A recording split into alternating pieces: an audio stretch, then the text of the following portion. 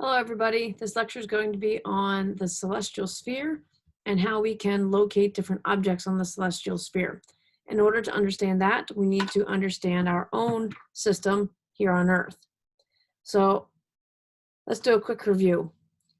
Our latitude lines are the horizontal lines that go up to the North and South Pole. Our longitude lines are going to be the vertical lines. So much like a ladder, here we go, my longitude lines, my long pieces of my ladder are my longitude, and the rungs of my ladder are going to be the latitude. So if you have trouble remembering the difference, maybe you can think of that.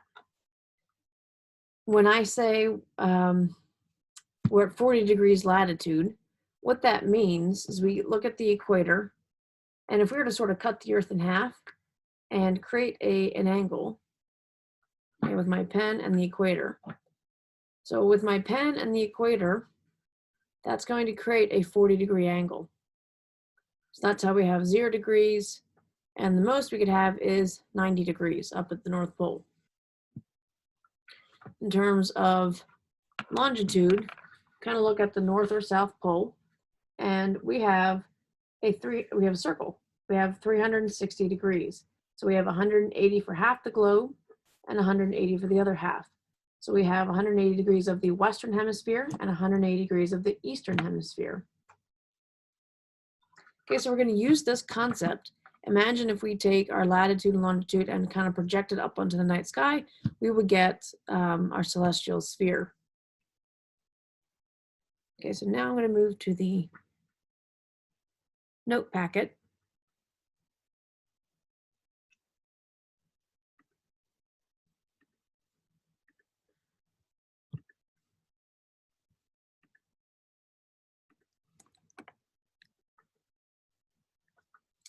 So the system of celestial coordinates is very similar again to our latitude and longitude coordinates on Earth. The Earth rotates about an axis that passes through the center and emerges at the end. So if we take a look at my globe again, this would be my axis. So the pin that goes from the top of the globe out the bottom. So it's imaginary. We don't have a pin on the Earth, but it's the imaginary line on which the Earth spins. That would be my axis. And that halfway point is the equator, which is 0 degrees. So 0 degrees longitude. So we have up to 90 degrees north or 90 degrees south. You may see a positive positive numbers up here in the northern hemisphere. Instead of saying, like, say 40 degrees south, you might just see negative 40 degrees, and that would indicate the southern hemisphere. The equator divides the globe into the northern and southern hemispheres, and the distance around the equator is the circumference of the Earth. Going north and south equator, you're running parallel lines of latitude, because if we were to take this map and flatten it out, we're going to notice all of my latitude lines are parallel. They will never intersect. But our longitude lines, all of my longitude lines are going to intersect at the North and South poles. They are not parallel. So how do we get our degrees of latitude? This is what I was showing you with the pen. If we create an angle between our 0 degree equator, 45 degrees, and if we follow that to the surface of the Earth, that would be my 45-degree latitude, and that would run all the way around the Earth. Given a parallel of latitude is labeled with the angle of an imaginary line, beginning with the Earth's center, and the point at which it makes on the surface. So the previous slide shows the latitude that would be 45 degrees north of the equator. So there's 90 degrees of north latitude, 90 degrees of south latitude, because the maximum angle we could possibly have is 90 degrees. The equator is sort of a natural great circle. If you could travel in a straight line from any location on Earth, you would eventually return to your starting location. Hence, the Earth is a sphere and not flat. The shortest distance between two locations on the Earth's surface would be along the path, and which would be part of a great circle. There's no sort of natural great circle to delineate east versus west, So the English ships ruled the seas at the time that this was established. So they made the prime meridian, they basically determined where it was. So that would be 0 degrees. And the prime meridian is going to again run from north to the South Pole. And this is where they decided to make it. They decided to make it to go through the Greenwich Observatory in London. So that's where the rulers of the sea said, that's where our 0 degree longitude is going to be. At 180 degrees, remember, so there's 180 degrees of the Western Hemisphere versus Eastern Hemisphere. The 180 degree line is the international date line, and that runs through the Pacific Ocean. So that's where the date changes from the 3rd of January to the 4th of January. So the prime meridian line is labeled 0 degrees. And the international date lines in the Pacific Ocean. And again, we have the Eastern and Western Hemisphere. The meridians between the prime meridian and the 180 degrees is west of the prime meridians, so they would be west longitude. So for example, Lidditz, we're located about 40 degrees north latitude because we're north of the equator, and about 76 degrees west because we are west of the prime meridian in Greenwich, England. Take a look at the notations. The circle you're probably familiar with represents degrees. 1 tick mark represents minutes. And we can even go further and do 2 tick marks, like kind of like quotations, that represents seconds. So 1 degree equals 60 minutes. And if we were to take 60 minutes, that would be 3,600 degrees.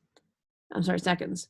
We can also think of it like a clock. We have 60 seconds in 1 minute and 60 minutes in 1 degree. You can think of the degree kind of like an hour. So here's Greenwich, England. So it's going to start at the North Pole, go through Greenwich, England, and all the way to the South Pole. So that's your prime meridian. So if we look at it from the top, remember I said it's like a circle. So we have 360 degrees. But we typically only go from 0 to 180 on one half and 0 to 180 on the other half. Just as we use a spherical coordination system, such as our latitude and longitude, to specify a location on the Earth's surface, we're also going to use that same similar spherical coordination system to project that onto the night sky, and that's called the celestial sphere. We have a couple of systems, two main systems that we use. The first one we're going to talk about is the right ascension declination system.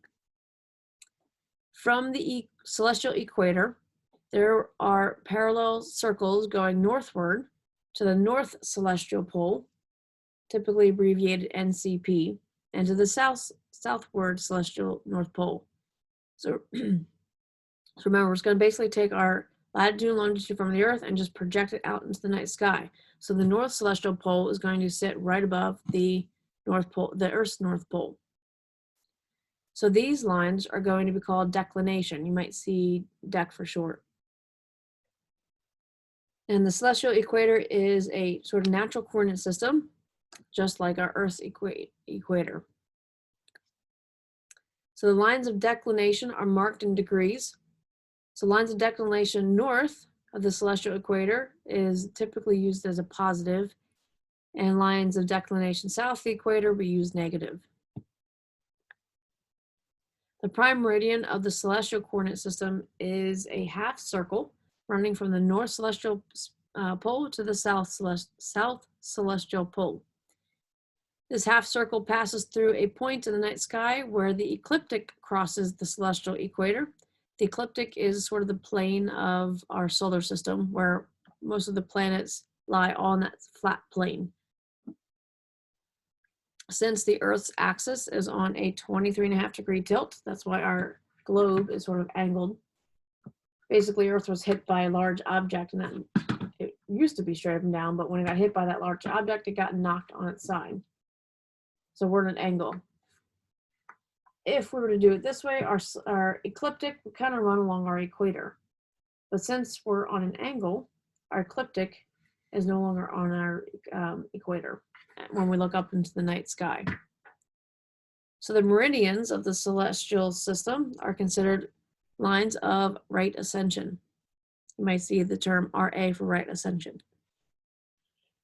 Right ascension lines are 15 degrees apart, divided by the celestial sphere into 24 equal zones, and these are going to be labeled time zones, hours, minutes, seconds.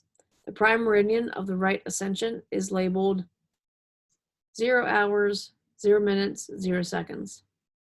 The right ascension lines labeled 1 hour, 2 hours, etc., are going east from our sort of prime meridian. Okay, so here we have a small globe. You can see our latitude lines and our longitude lines. If we project that out onto the night sky, you'll see the celestial North Pole lines up with the Earth's North Pole. Celestial South Pole lines up with the Earth's South Pole. And our celestial equator lines up with the Earth's equator. So our declination lines, these are our horizontal lines. They would be like our latitude. Declination and latitude are similar. The right ascension are similar to our longitude lines. Longitude and right ascension. So the right ascension declination system is used worldwide in observatories. Good amateur telescopes have setting circles that allow observer to point the telescope to a specific location by using the right ascension and declination. So the telescope that I have in the school does the same thing, kind of basically a little computer trip. And if I tell the telescope where my latitude and longitude is, time of day, and whether we do daylight savings or not, the telescope can then point to any place I want. Let's say I don't know where Jupiter is. I could input Jupiter into the telescope and the telescope will take me right there. Another system, we have azimuth and altitude. The system can be used for local observations. The celestial object's altitude is the object's angle in degrees above the horizon. And the azimuth angle is an angle measured from the northeastward along the horizon to the point on the horizon that's directly below the object. So that sounds kind of confusing, but I'll show you a diagram here that'll pretty much clear it up. But the right altitude and azimuth system, when you make an observation, you have to also note the exact latitude and longitude and time of day, etc. When you make your observation, because since the Earth is spinning, the stars or whatever you're looking at is also going to change because the Earth is changing. So this system will move even, every couple minutes or so. So if I'm taking a look at this star, my altitude is how high up it is. So we could also put an angle here. And my azimuth is how far to the east from the north. So if I'm facing north, what's the angle that I turn in order to see that star? I think this diagram does a little better job. So altitude, so how high up am I looking, versus azimuth, how far away from the north am I facing? A zenith, I'll talk about in a bit, I think, but basically a zenith is directly over your head. So it'll be 90 degrees from the horizon. So this black line here is the horizon. So from the horizon to the zenith would make a 90-degree angle. So drawback to the system is a celestial object will change its altitude and azimuth as it moves through the night sky. Like I said, every couple minutes, you're going to have a new altitude and new azimuth because the Earth is spinning. So it's important that the observer notates the exact time that the object has a specific azimuth and altitude. On the other hand, the declination right ascension system is considered a fixed system. So it doesn't matter the time of day or night. It's not going to move based on that fixed sphere.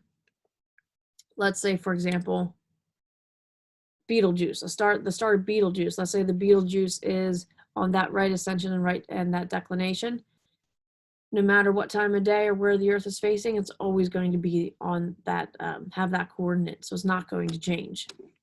That's why it's important that you know your specific latitude, longitude, and time of day, so you know where to then point your telescope, because again, the Earth is always spinning. And that is it for this slideshow. See you guys later.